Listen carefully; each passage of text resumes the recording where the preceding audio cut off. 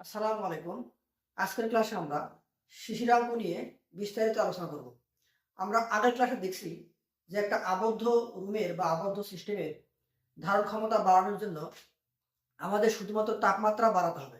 কারণ আবদ্ধ সিস্টেমে আমরা বাহির থেকে কোনো কিছু যোগ করতে পারবো না। সেখানে ধারণ ক্ষমতা বাড়ানোর উপায় ছিল শুধুমাত্র তাপমাত্রা বাড়ানো। কিন্তু একটা উন্মুক্ত সিস্টেমে আমরা কিন্তু বাহির থেকে বায়ু যোগ করেও কিন্তু আমরা ধারণ ক্ষমতা বাড়াতে পারি। তো আজকে আমরা এই শিশিরাঙ্ক বিষয়টা ভালো করে বুঝবো। তো আমাদের এখানে ৩টা রুম রয়েছে।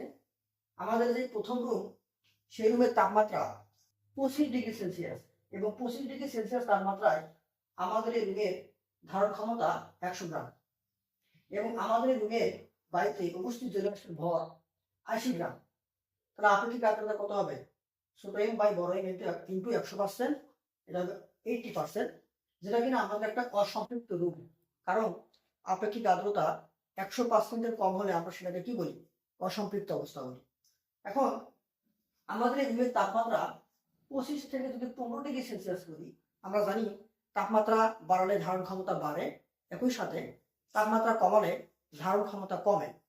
15°C করার কারণে আমাদের রুমের ধারণ ক্ষমতা আগে ছিল 100, এখন কমে গিয়ে এখন করি হলো 80 গ্রাম।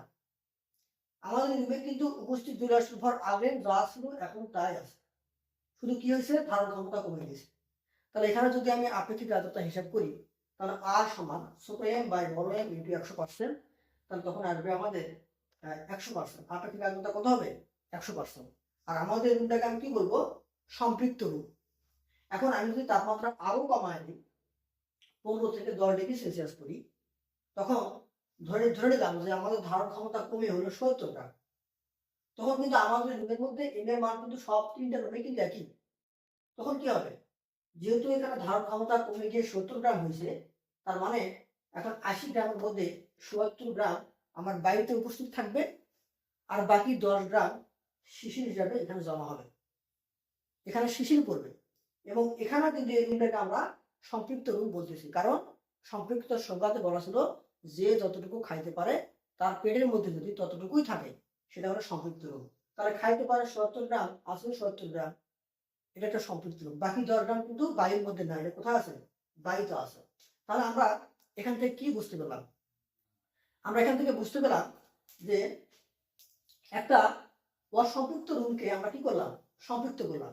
তাহলে শিশিরাঙ্গের সংজ্ঞাতে বলা আছে, শিশিরাঙ্গের সংজ্ঞা হলো যে একটা অসম্পৃক্ত রুমকে তার উপস্থিত জলীয় বাষ্প দ্বারা সম্পৃক্ত করতে যে তাপমাত্রায় নামিয়ে আসতে হয় বা নিয়ে আসতে হয়, সেই তাপমাত্রাকে বলা হয় শিশিরাঙ্গের তাপমাত্রা।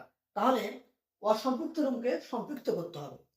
অসম্পৃক্ত রুমকে সম্পৃক্ত করতে হলে আমাদের তাপমাত্রাটাকে কমিয়ে আনতে হবে। যে তাপমাত্রা কমিয়ে আনলে আমাদের একটা অসম্পৃক্ত রুম সম্পৃক্ত হবে, সেই তাপমাত্রাটাকে আমরা বলবো শিশিরাঙ্গের তাপমাত্রা। অর্থাৎ শিশিরাঙ্গের তাপমাত্রা হলো এমন একটা তাপমাত্রা যে তাপমাত্রায় জাস্ট শিশির পড়ার ঘটনা শুরু হয়। এখনো কিন্তু এখানে শিশির পড়ে নেই।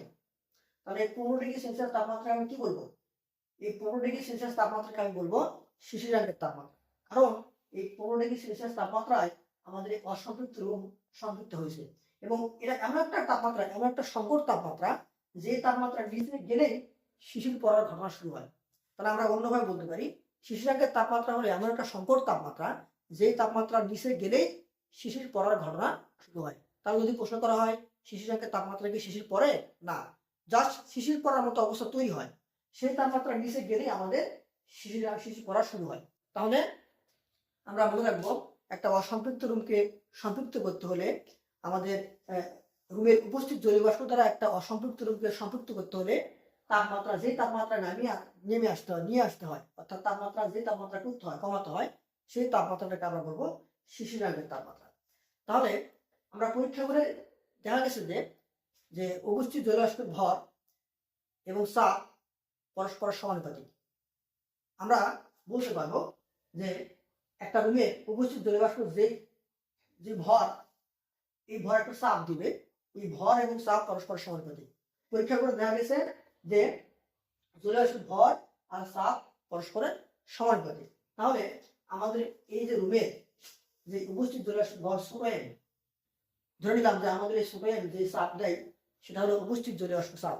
তাহলে M is proportional to sodium, এটাকে ধরলাম উপস্থিত জলীয় বাষ্প চাপটাকে ধরলাম সোডিয়াম। তাহলে আমরা এখানে যদি এই সমানুপাতিক সেটা উঠায় দিই তাহলে কি লিখতে পারবো, এম সমান কে ইন্টু এফ, যেখানে কে একটা ধ্রুবক। আবার ধারণ ক্ষমতা সমপরিমাণ যদি যে চাপ দেয় সেটাকে ধরলাম বড় এফ, তাহলে আমরা কি লিখবো, ভর ইজ প্রপোর্শনাল টু বড় এফ।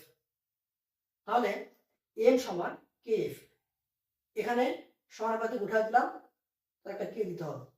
তাহলে আপেক্ষিক আর্দ্রতা সূত্র অনুযায়ী আমরা জানি যে আর সমান ছোট এম বাই বড় এম ইন্টু 100%। এখন ছোট এম এর জায়গায় কে কে ছোট এফ, বড় এম এর জায়গায় কে ইন্টু বড় এফ ইন্টু 100%। তাহলে কে কে কাটা, তাহলে থাকবে কি ছোট এফ বাই বড় এফ ইন্টু 100%। অর্থাৎ আপেক্ষিক আর্দ্রতা ভর থেকেও বের করা যায় এবং আপেক্ষিক আর্দ্রতা চাপ থেকেও বের করা যায়। তাহলে এখানে আমরা বলতে পারবো আর সমান বায়ুর তাপমাত্রায় উপস্থিত জলীয় বাষ্পের চাপ ডিভাইডেড বাই বায়ুর তাপমাত্রায় ওই স্থানকে সংযুক্ত করতে যে পরিমাণ জলীয় বাষ্প লাগবে, অর্থাৎ ধারণ ক্ষমতা সমপরিমাণ জলীয় বাষ্পের চাপ ইন্টু 100%। তাহলে এখানে এফটা আমাদের স্মল এফ, এটা সম্পৃক্ত জলীয় বাষ্পের চাপও হতে পারে, আবার অসম্পৃক্ত জলীয় বাষ্পের চাপও হতে পারে। কিন্তু আমাদের যে বড় এফ ধারণ ক্ষমতা, এই ধারণ ক্ষমতা জলীয় বাষ্পের চাপটা সব সময়ই আমাদের সম্পৃক্ত হবে, এই বিষয়টা একটু মাথায় রাখবা।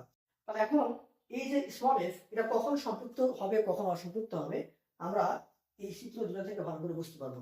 এখানে একটু খেয়াল করো, আমাদের রুমের তাপমাত্রা 25°C তাপমাত্রায় আমাদের রুমের ধারণ ক্ষমতা 100 গ্রাম, আর আমাদের এই রুমের মধ্যে উপস্থিত জলীয় বাষ্পের ভর আছে 80 গ্রাম, আপেক্ষিক আর্দ্রতা 80%। এই রুমটা একটা কি অসম্পৃক্ত রূপ।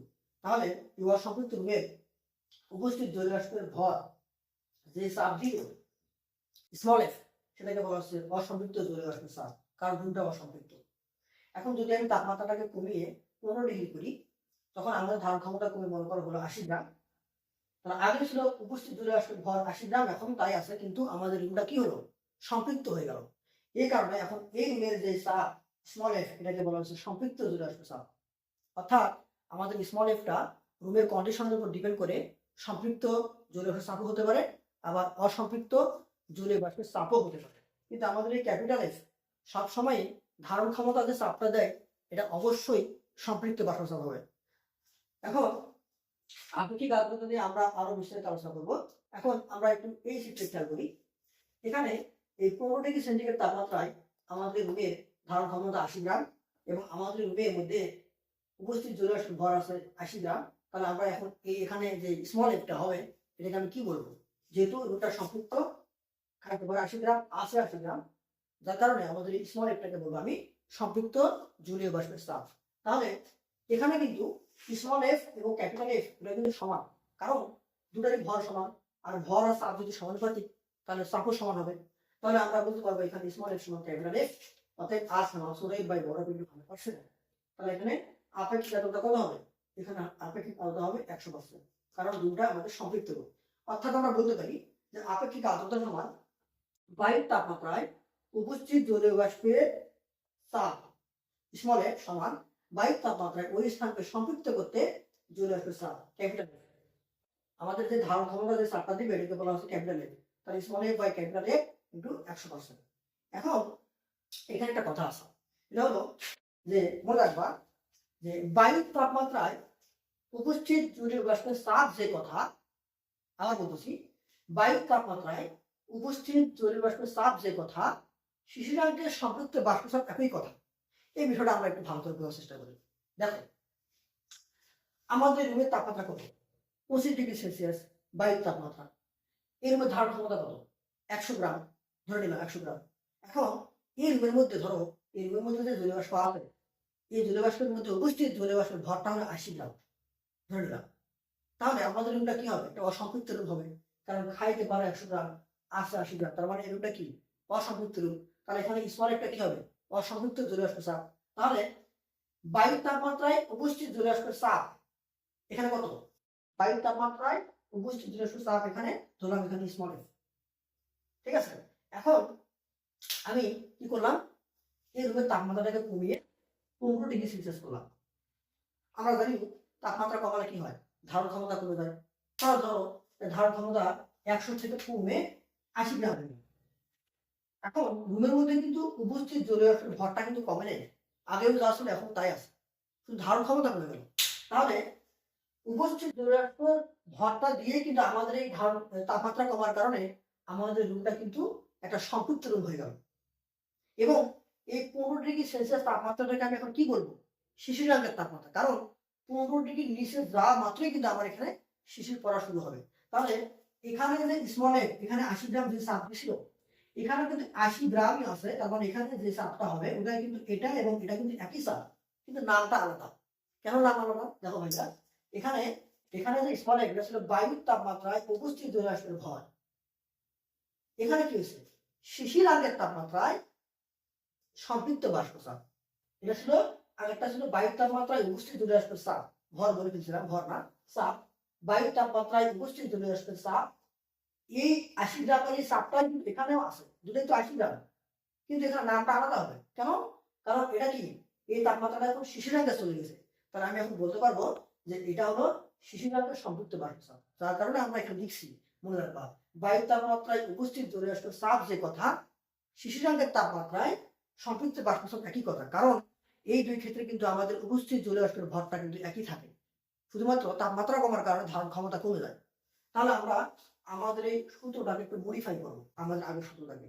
তাহলে আমরা কি লিখবো? আমাদের বায়ুর তাপমাত্রা এটার পরিবর্তে লিখবো আর সমান শিশিরাঙ্কের তাপমাত্রায় সম্পৃক্ত বাষ্পচাপ স্মল f ডিভাইড বাই বায়ুর তাপমাত্রায় সম্পৃক্ত জলীয় বাষ্পচাপ ক্যাপিটাল F ইন্টু 100%। তাহলে আমরা এই সূত্রটাই অঙ্কের মধ্যে বেশি ব্যবহার করবো। তাহলে আমি আবার একটু সামারি করি। শিশিরাঙ্কের তাপমাত্রা কি?